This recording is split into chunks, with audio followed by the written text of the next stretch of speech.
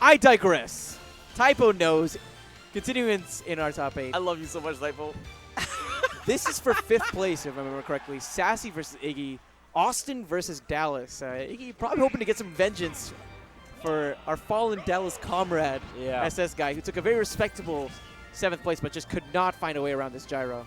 So it's going to be interesting. It's interesting considering the matchup between the two of them, right? So you have Rosalina Luma, who kind of do this unique thing where it's kind of like Nana in that idea that you have something that's there to buffer for some of your actions. So for instance, you can do things like if you get grabbed, you can just tell Luma, hey, jab that dude. And then it just pops him out. Exactly. Super simple, right? But you also have a character like Rob who has a projectile with the top that you chuck out there, and it's a constant threat zone. You can do things with Luma, for instance, where you chuck Luma to the edge and have that constantly be attacking, and you tell them, you can't come here. You don't get to snap to the ledge. And then force them back onto the stage. Both of these guys have unique options. Now, once Luma dies, it's 13 seconds, I believe, until she comes back on. So for that time period, Sassy is going in ham hocks. And it is just such a painful 13 seconds. But this is one nice thing I'm seeing from iiGGY. He's doing a great job of using that gravitational pull to deal with some of the projectile pressure that Sassy is trying to put on him. Ooh, absorbed it again. Now, this is another thing that's really cool about Rosalina, is that she has the ability to absorb all these projectiles that are getting thrown at her. So it kind of negates certain characters really, really well. So with Rob with the laser, it's kind of like, nah, that doesn't really work that much. And same thing with the Mega Man, even more so. But Rob is still going to be able to get back on here using the jump jets. Oh, man. Drops down there. Excellent follows up. No, there's something that's really important too, is that when you're playing against a character like Rosalina Luma, who is so light. Who is so light.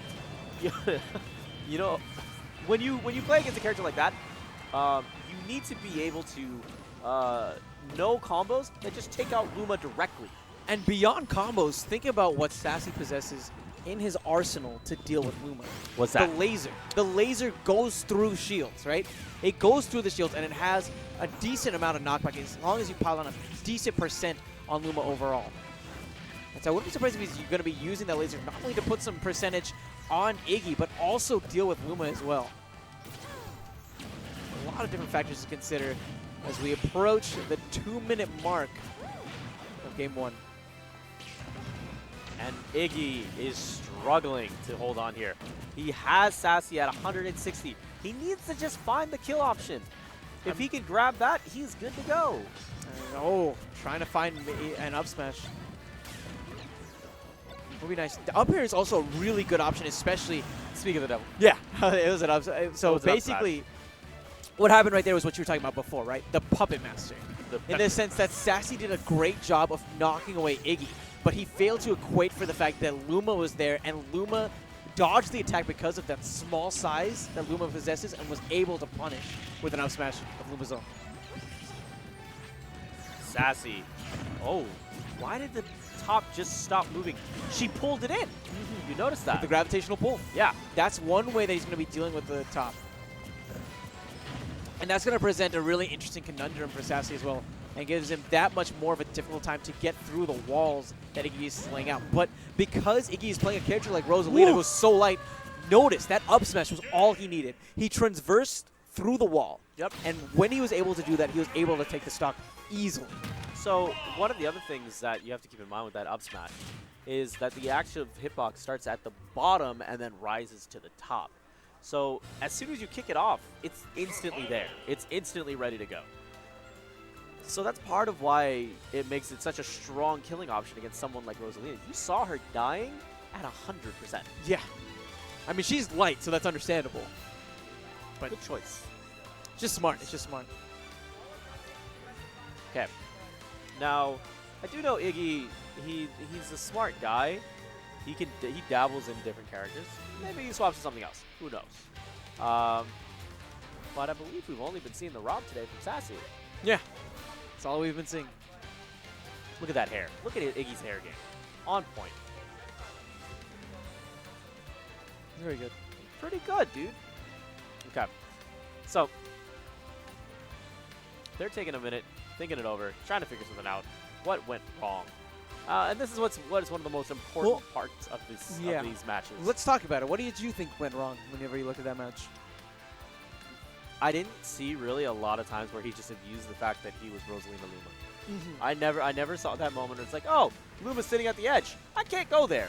And part of that also deals with the fact that he didn't have those opportunities, really. Yeah, I think that he played from behind the entire time. Yes, and Sassy did a really good job early game and used those projectiles to deal with Luma and continue to put a little bit of percentage here and there before confirming with some really strong attacks. But in particular, up airs and up smashes. But the problem is that iiGGY never found a kill option consistently. Yes. There was nothing there for him. You know what I mean? And it's difficult against someone like Rob, who's a bit of a fatty. So it's difficult to take someone like him off the top. It's difficult to finish him off. And if you try to finish him down below, that's not going to happen because you have tons of jump jets. He has persistence. Well, that's one really nice point. I remember there was a sequence between the two of them where Sassy was trying to recover, and he straight up ran out of fuel. Yep. And I could hear Kirby Crit screaming in my ear, contest that, contest that, contest that.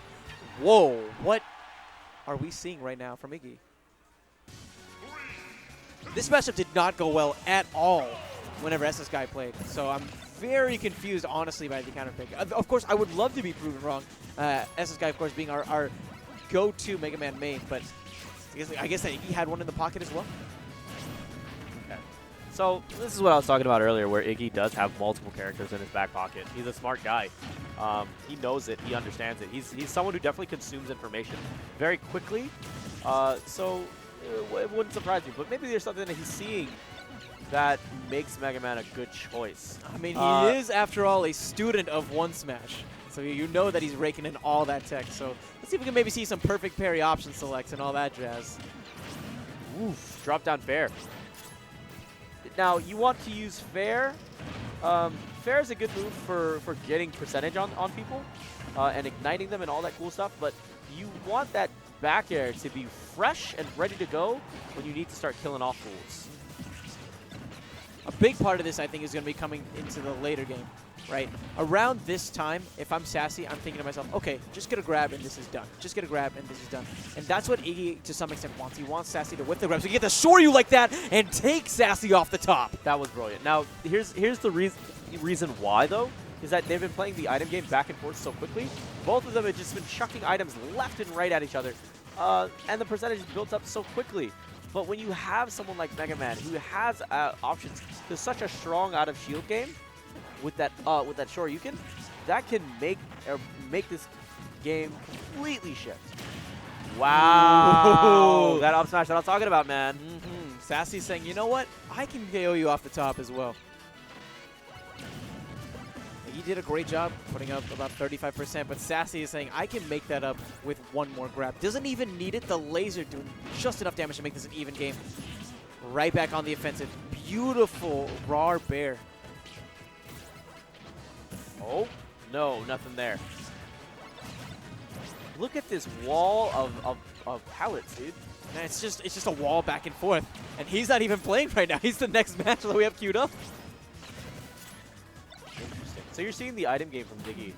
Chucks the blade and then says immediately, I'm going for your top too. And here's another interesting thing is that while the top is still in iiGGY's possession, Sassy can't summon another one. Exactly, and that takes out one of his best options.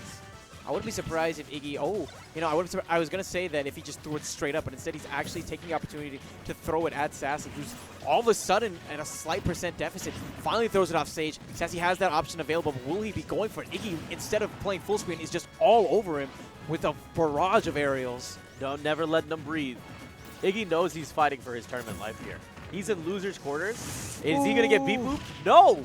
Yeah, it doesn't get hit by the final hit, but that time it connects, and iiGGY knocked out of the tournament, but damn, that was close. He got hit with the beep.